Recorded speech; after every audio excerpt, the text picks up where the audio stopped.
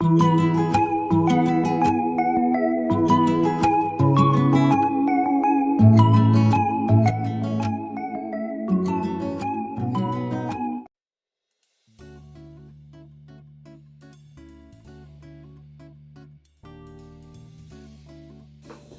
everyone! So today gagawin po natin ay low carb breakfast toast.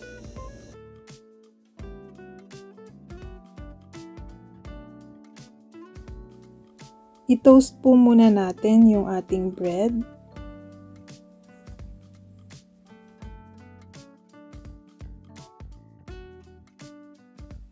Ito po yung nabili kong low carb bread sa Costco. Sobrang baba lang po ng carbs niya. So, ayan po yung tatlong bagay po na kailangan nating i-check pag bumibili po tayo ng mga items.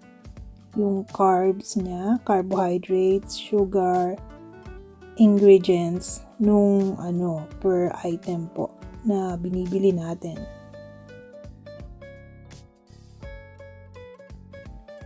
Like for example po dito sa bread na nabili ko, yung carbohydrates niya po ay 9 grams, yung fiber 7 grams. So lagi po nating i-minus yung fiber po dun sa carbohydrates.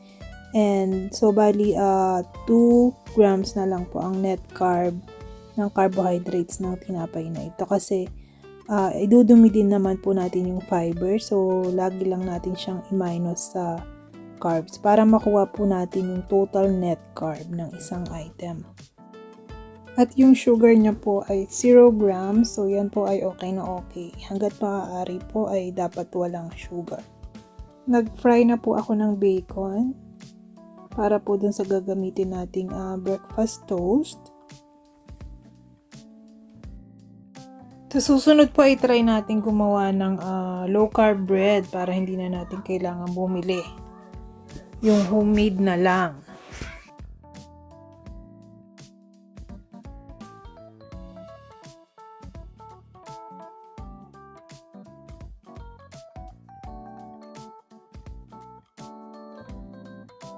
Habang hinihintay ko po yung bacon maluto, so i-ready ko na muna yung avocado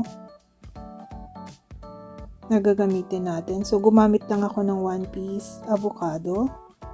Napaka-nutritious po ng avocado at dyan po tayo makakuha ng natural fats.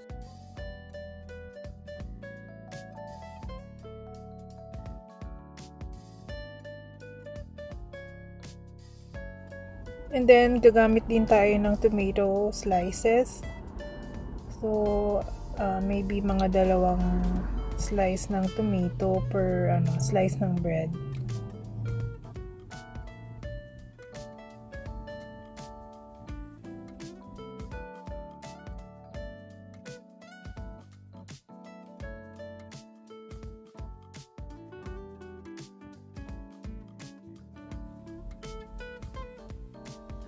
So, ayan, naluto na yung bacon natin. Crispy bacon. Maganda rin yung bacon kasi may fats din siya na kailangan natin sa katawan. Ayan, nag-fry na rin ako ng 2 pieces of eggs dun sa pinagprituhan ko ng bacon. Yan, kailangan din natin ng eggs kasi for protein. Yan yung magiging source ng protein natin.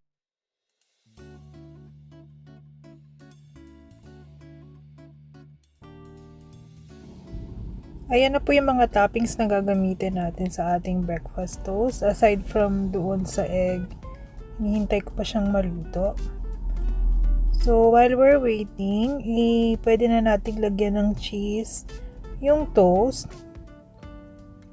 Ang nilagay ko dito ay cream cheese. Yan. So, pwede din naman kayong maglagay ng kahit anong cheese na gusto nyo. So, yung ginamit ko yung Philadelphia.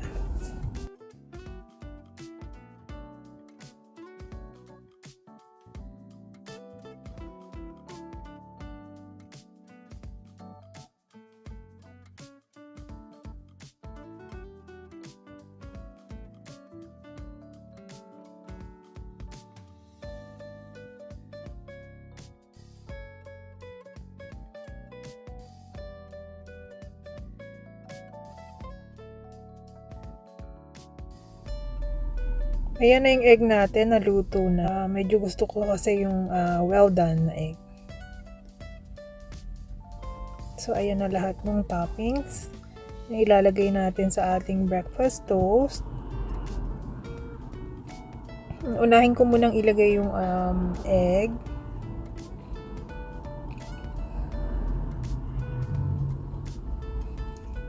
And then yung tomato. 2 slices of tomato. Pwede din po kayo maglagay ng ibang toppings like onions or lettuce. Ayan. So, yung avocado naman.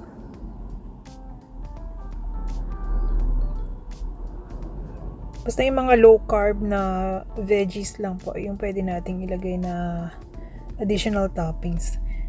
And then yung ating bacon, dyan po sa top.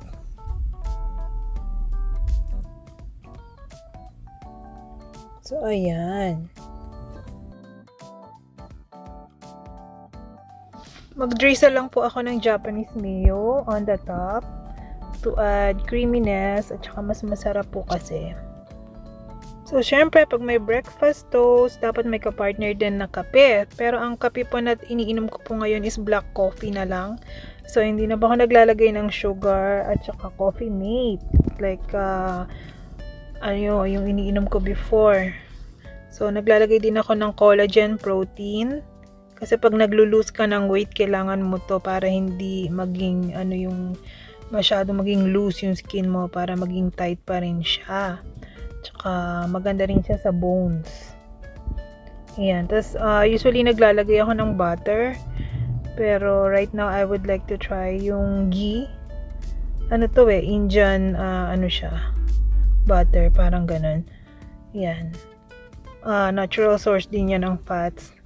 Kasi ang ingredients lang niyan is milk fat. So, healthy po siya. Pwede natin siyang gamitin pang luto or as a spread din. Pwede. So, ayan na po yung breakfast natin. O, diba mukhang mamahalin siya. Yung breakfast toast. Try nyo pong gawin tong ating breakfast toast. Napakadali lang at pwede nyong iserve sa inyong family.